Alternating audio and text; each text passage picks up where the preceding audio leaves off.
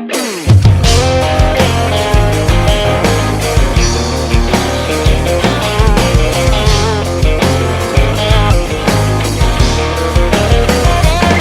in the woods you'll find me, somewhere out under, yeah, fishing in a creek where there ain't nobody, no trespassing allowed. I live off the land with a pencil. Welcome to Nothing Finer in the Land. I'm your host, Rick Beach, along with Austin Island. Georgia baseball got off today.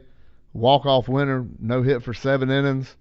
Jernigan got a single in the 8th, then in the 9th. Cable with a single. Then it was Cam Shepard, 2-run walk-off homer. Advanced to the next round. I think that's Georgia's first win at the tournament in like 7-8 games. So you're looking at a 4-year losing streak at the tournament in Hoover.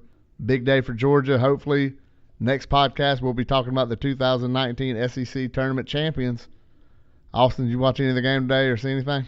Yeah, I seen some of the highlights. Seen Cam Shepard had on that Savage Dogs helmet, and I just think that's cool, man. I think it's a cool look at how much, since Kirby Smart has been here, how much he's influenced the rest of the school in every sports program. And I just think it's a trend that's going to continue. We're going to continue to trend up. These teams are going to rally around the football team. The football team rallies around the baseball team, and so on and so forth. Big community atmosphere going on in Athens right now, and you can see it. It's paying off on the field.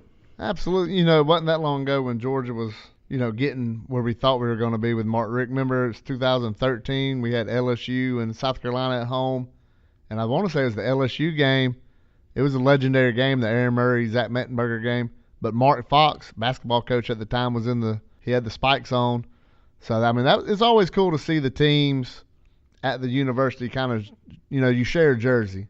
You share the name on the front of every jersey. But when you see them kind of using something like the Savage pads, now it's a Savage helmet, I'm sure Joni Jones with the Lady Dogs or Tom Crean with the basketball team, you're going to see somebody else do something in, one of the bigger sports. And it's cool. It's fun to see. The baseball team's playing incredible, out of their minds here lately. 41 wins, I believe, on the season. Just an incredible season. And hopefully, it's got to roll. Hopefully it's going to roll into football. You have to think it's going to. Yeah, somebody can tell me if I'm wrong about this, but we could probably have a chance to be the first team since Florida 08-09 that could win a baseball championship and a football championship. Yeah, I believe so. I mean, Florida did it in basketball in 08. I think they did it in baseball and football maybe in 09. I mean, something like that. And I ain't going to give Florida credit, so I ain't going to sit here and give them credit for doing it. But that's pretty badass to pull that off. Yeah, pretty cool. Pretty cool stuff. And, I mean, you even see the benefits starting to show themselves in the basketball program as well. I mean, the 4-star, 5-star guys, we got a top 5 class. Tom Crean. Hopefully trying to develop these guys. He's got a lot of guys that are starting to shuffle out of the program, and a lot of people was worried about that, but I think it's more a sign of these guys are getting out of the way because they see the superstars down the road that are coming. Yeah, these guys coming in, like you mentioned, we got 4 stars and a 5-star coming in basketball, which we've never seen at Georgia before. And you're looking at a guy with Tom Crean who's been in the Final Four, and he's coached with pressure. He coached at Indiana after Bobby Knight. So he's had pressure on him before. So coming into Athens, this ain't anything he can't handle. So, he knows he can get up there. But you look at the Georgia football team, recruiting incredibly well. Baseball team's been developing these guys for the last couple of years, bringing in good recruits behind them. So you're looking at, the big three, football, basketball, baseball, are all on the rise at the same time. And hopefully this year, baseball and football might be able to hit at the same time. And we could bring home 2 national championships without a shadow of a doubt.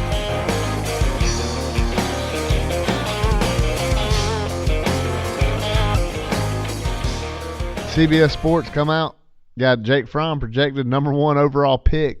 Number 3 overall pick by CBS Sports was Justin Herbert. Then the 3rd quarterback was the 5th overall pick in Tua out in Alabama. So a lot of people thinking Tua. They've been saying it since the national championship in Atlanta a couple years ago. In Athens and amongst Georgia fans, we've been saying Jake Fromm is not just better than Tua, but the best quarterback in the country in this class. And I think CBS Sports is just the first to get on it. And there's going to be a lot more people closer to the draft time where Jake Fromm is going to be your first quarterback and possibly the first overall draft pick in the 2020 draft. Yeah, Jake Fromm's obviously a touch more cerebral when it comes to things. I mean, if you just watch the film of both games that Georgia has played Alabama in the past 2 seasons, I mean, it's pretty clear to see what the differences in Tua and Fromm are. I know I'm going to get into some X's and O's, but I really can't help myself. I mean, it's obvious when you see Jake read across the field, read 3 to 4 progressions off a deep back to the basket play action, and then you have Tua on the other hand, just running a single read RPO over and over again. I mean, it seems like for a while they only had an Auburn style offense that maybe consisted of 4 plays, and it was usually just a run with a pass tag on the back of it. I mean, it's real simple stuff that they run in high school. You know, it kind of seems like Tua's not grasping the deeper reads, and we know he's got time. He's getting blocks. So I mean, what is the deal? Why can't he make the reads like Fromm is making? Obviously, he can make every throw that Fromm makes. I mean, Tua can make every throw. He can throw harder than Fromm. He can throw farther than Fromm. But the things he can't do is look across the field and be able to read, make a decision post snap. That's something that Jake Fromm's become excellent at. Didn't become excellent. I mean, he was excellent the day he stepped in at that, and Tua's never really grasped onto that. Yeah, I think pre-snap and post-snap. I think pre-snap, Fromm does a good job putting us in the right place. You know, changing the runs, changing, you know, the blocking schemes, helping out on that. And I'll question some of the plays. I'll question that Tua can't make the throws that Jake Fromm, you know, especially the back shoulder. You know, when Aaron Murray was kind of the first one at Georgia, we seen doing it. But Jake Fromm's deadly with the back shoulder. But you look at the third quarter against Alabama, SEC Championship, I think it was when it was 21, we hit J.J. Holloman. He hit that man going out of bounds right at the goal line. Tua don't make that throw. And I don't think many quarterbacks in college football, even Trevor Lawrence and Clemson, don't make that throw. Anybody can hit Jerry Jeudy running wide open down the middle. Any D1 quarterback can make that throw. And I get it. Tua's a good player. I'm not taking nothing away from the kid. But Jake Fromm is another level. And no, he don't have the natty. Yes, Tua beat him. And I get that. But Tua hits open guys. You look at the plays, he's hitting wide open guys running down the middle of the field, or he's hitting Jerry Jeudy on underneath, make a man miss, and he gets a 20-yard pass and he gets 60 yards credit.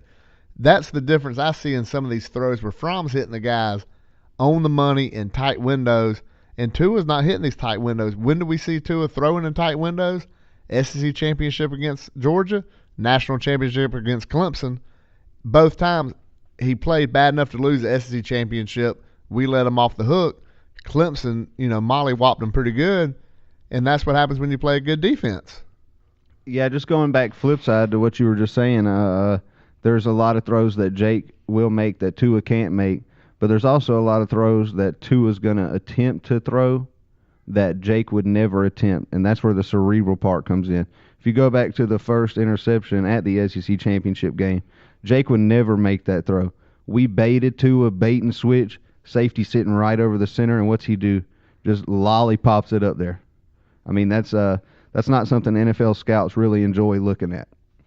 No, what they like to see is that back shoulder play and putting your team in a position to win the game. That's what Jake Fromm does. People call it game manager. I don't think so. I think Jake Fromm can go out there. He showed as a true freshman in Pasadena. When we were down by 7, we rode Jake Fromm. He got us down to third down. Who'd we get? We threw it to Terry Godwin on a nice play. That was a check down. So as a true freshman, Rose Bowl, 2-minute drill, he's making check downs and getting first downs. That's something you don't see. Tua as a true freshman, yes, he hit the touchdown in overtime to beat Georgia to a wide open receiver running down the sidelines. Okay, that's great. We got beat. But what Fromm was doing and what he continues to do is preparing him for that next level. And as fans, as Georgia fans, we're seeing it. We've seen it. But these scouts are starting to see it, and they're really going to see it this year because I think Fromm's going to take that game to a whole nother level, which is going to take the team to another level. Oh, yeah, there's going to be a lot of poking and prodding going on Tua this year. Just things he does that NFL scouts are looking at and saying, you know, how can we invest millions of dollars in a guy who is a junior in college and still only making single progression reads pre-snap? They're telling him who to throw the ball to before they even come in the huddle. And right when Tua was coming into the SEC championship game last year, you know, a lot of the whole nation, Paul Feinbaum, everyone, Stephen A. Smith, they're saying Tua's the best thing since sliced bread, right? Well, we kind of took the wind out of Tua's sails a little in that game. He went out hurt late third quarter. Yeah, we slipped up to Jalen, but I believe that we really deflated Tua, and you could see it in the playoff, not as really much against Oklahoma, but obviously against Clemson. I mean, you could tell he's not the same dude, and I see that trend continuing. I could see that Tua is somebody who isn't as mentally tough as a Fromm. You know, maybe criticism gets to him a little more. We're not really sure what it is, but you could see the tangible difference. I mean, the film doesn't lie. We laid the blueprint. Clemson took it. You have solid DBs that can go play with these guys at wide receiver. You put some heat on Tua, he's done. And it ain't that he struggles. He is done. You put some heat on him, he can't sit back there throwing tight windows. He can't throw under pressure. He's not that guy. Jake Fromm can do that. Now, Jake Fromm don't have to with the running game he's got. But there is a clear game plan to beat Alabama. If you can get a rush, you're going to stop the run, and you're going to get pressure on Tua, you got him. Tua can't make it. He's not going to sit back there and make a play under pressure. He's not. He can't do it because the whole time of the SEC championship game, he didn't do it. And we kept the heat going. DeAndre Walker stayed on him. I hate the dude got hurt. Stayed on him. And I'm telling you, that was exactly what Clemson did, was go man and, you know, get pressure. Yeah. And, you know, I'd like to take an opportunity right now to point something out, as a lot of national writers have been calling a flaw for this Georgia team as far as pressuring the quarterback. But, I mean, we pressured Tua a good bit against a top-notch offensive line at the biggest game of the year. So I think it's some criticism you can take with a grain of salt. I mean, yeah, obviously we're not Clemson. I mean, these dudes came to play. Yeah, our stats wasn't there. Kirby's been talking about it since the Sugar Bowl, havoc stats. And they wasn't there. We didn't have a lot of sacks. I think we had like 22 sacks. Bama had like 41. But we also, I believe when you have a defensive coordinator that's a defensive backs coach, you tend to lean more coverage. You tend to play that kind of game calling. When you have an offensive lineman calling offensive plays, you run the ball more. We're now outside linebackers coach calling plays. I do think you'll see more exotic blitzes, and plus having the talent there to do this. And that's going to help us a lot. Defensive line is going to be a big plus for us this year. I want to say with David Marshall coming back, you're going to see big-time improvements out of that defensive line. Jordan Davis getting a little bit better. Devontae Wyatt, Julian Rochester, Aziz coming in there moving it in. You're going to see some of these guys, and now you know what we got an outside linebacker just been recruiting like crazy the last 3 years. You're going to see some havoc stats that Kirby's been talking about, and that's what's going to push us, and that's why I've been feeling this whole time since before the Texas game 2019, it is a natty or bust type season because the talent we have on campus is there. This is what Kirby's been building since he got at Georgia in 2015. December 2015, he talked about building the trenches. Well, now we got the best offensive line in the country. That defensive line's coming together, and he's recruiting linebackers like he did at Alabama. So you got to think, yeah, this team is ready to make that step, and we've showed we can go toe-to-toe with Alabama. The results haven't been in our favor, but damn, you keep knocking at the door, eventually you're going to bust in. Yeah, for sure. We're right at that threshold, and it seems like Nick Saban's the only thing standing in the way. So there's got to be a way to get past that. Going back to Tua, though, I mean, like I said before, the film doesn't lie. I mean, if you go back to the first game of the season that they played against Louisville, and Tua did that little spin out throw for 50 yards to the corner of the end zone. If you notice, every game after that was against a viable opponent. He can't do nothing like that. You can't. You know, a lot of people got very excited about that play, but I mean that's a gimmick play. That's not what NFL dudes are looking for. No, and you do that first game of the year. Okay, you ain't been hit yet. You ain't. The wear and tear of a season. By the time he got to the Mercedes-Benz, he was worn out a little bit, and it showed. He was a little step behind on speed. And when they got the California to play Clemson, he was just done. And when a little bit of adversity hit him, he folded. And that's my biggest knock on the kid is when he gets hit with a little bit of adversity, he folds. Jake Fromm bounces back. And this kid's been through some adversity already at the University of Georgia. And hopefully we won't have no adversity to go through this year. Well, Jake Fromm did hold off the best player coming out of high school. I mean, #1 overall recruit. So, I mean, that's got to say something at least to his character and his work ethic right there. Yeah, twice. He beat out Jacob Eason to start 2017. Then he came in after Eason transfers to Washington. Justin Fields commits, another 5-star, #1 quarterback, another #1 quarterback. Beats him out, keeps the job. Fields transfers. So 2 times Jake Fromm's beat out a quarterback. That dude's transferred. 2 5-stars. Jake Fromm is pretty much showed right there he's the best quarterback in the country. If he had an Alabama helmet on, I said it before, he'd been in New York last year for the Heisman. Without a shadow of a doubt, if he had an Alabama helmet, he'd be the greatest thing anybody's ever seen. But since he wears that G, he gets a lot of disrespect. And that's about to change in 2019. Well, time for social media. Austin, what you got? Yeah, you can check us out on Twitter at NothingFinerPod. And then Facebook.com/NothingFinerPod. Then we got that website, NothingFinerPod.com. That's NothingFinerPod.com. Austin, you got anything closing? Yeah, if y'all like that song you heard at the beginning, that's Outlaw Redemption, local band from Columbus. They're going to be in Panama City this weekend. If y'all are going to be down there for Memorial Day, y'all go check them out. They're going to be at the No Name Lounge on Saturday the 25th. All right, lead singer, Georgia fan, right? Yes, sir. All right, y'all go to Panama City, check him out.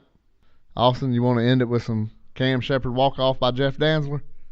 I'd love to. All right, here's Jeff Danzler on the Bulldog Radio Network. Go Dogs. Here's a 2-2. Shep hits this one deep out into left field. Blake is going back. He's at the wall. This ball is. It's a home run. Cam Shepard has done it. He's won it. Blake climbing the wall. Shepard clears it. And Georgia has beaten Texas A&M 2-0 on a dramatic